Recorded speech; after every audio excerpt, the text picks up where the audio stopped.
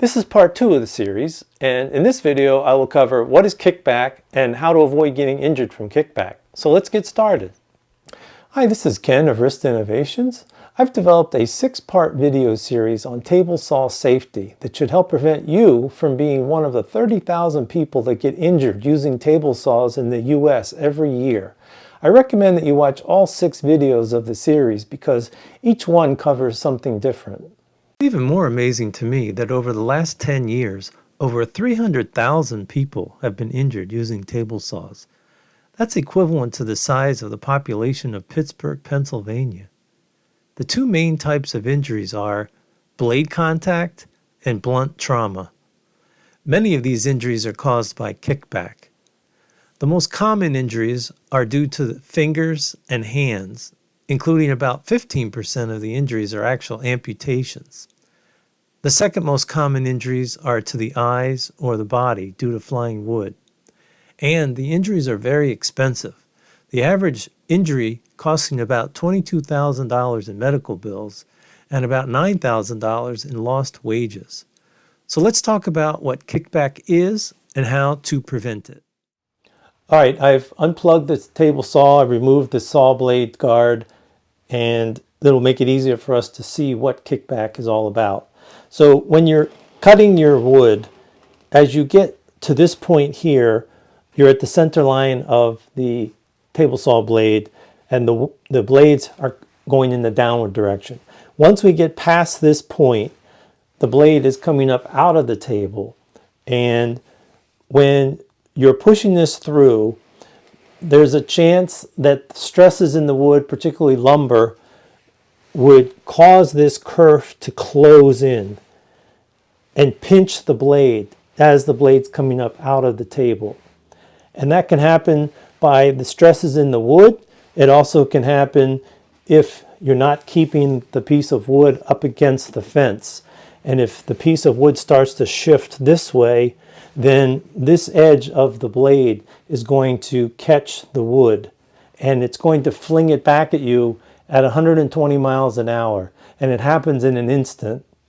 And what will take place is that when this board comes up from the blade and comes flying back, your hands could very well be in this general area because you're either using a push block or even you have your hands on the wood itself, and it happens so fast that it drags your hand across the blade in literally a millisecond, and that's how quickly the injury can take place.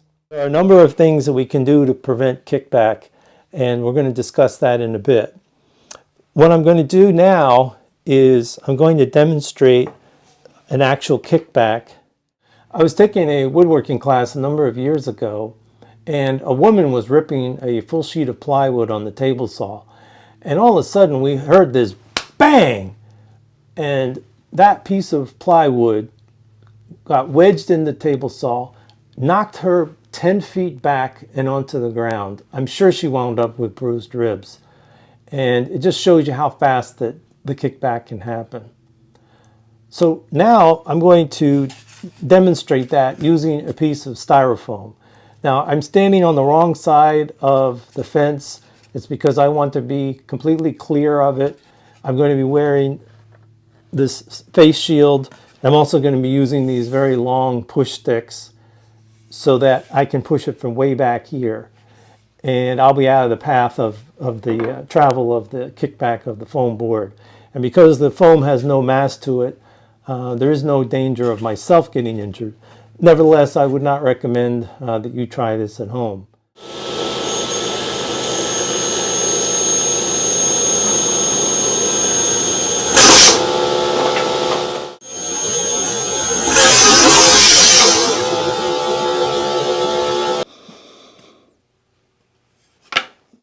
Okay, now let's try it with the riving knife that I have just installed right here.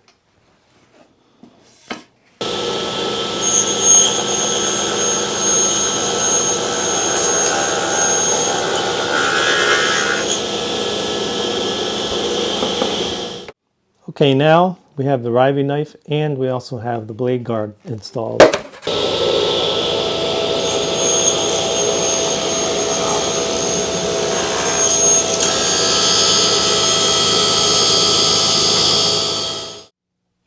Well, here's an example of where you have a bonus in this demo where you get to see what happens when you don't have a zero clearance throat plate. And you can see where the sliver of the foam that we had cut off actually jammed down into the space between the saw blade and the throat plate.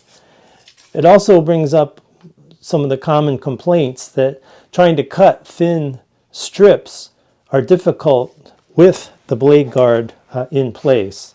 And so we're going to talk about that later in the video.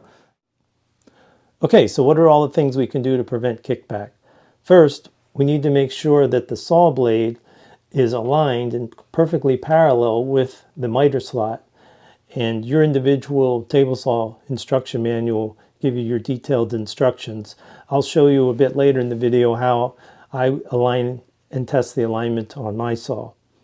The other thing is you want your blade to be aligned such that the fence and the blade are parallel to each other.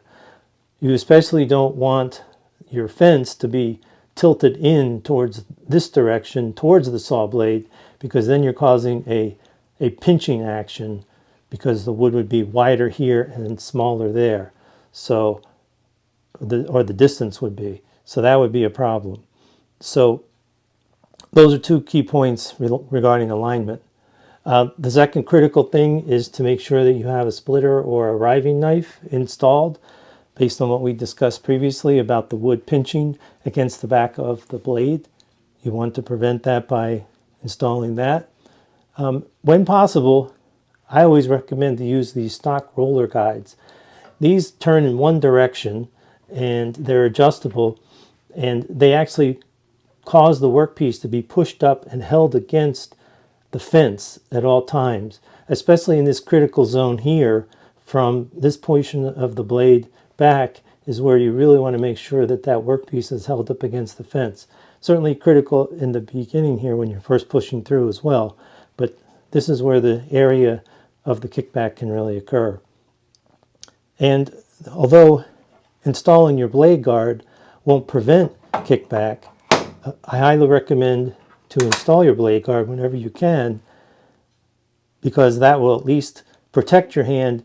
In the event that you were to have a kickback, your hand would be protected by the saw blade guard. Okay, let's go ahead and cut this piece of wood and using all these techniques.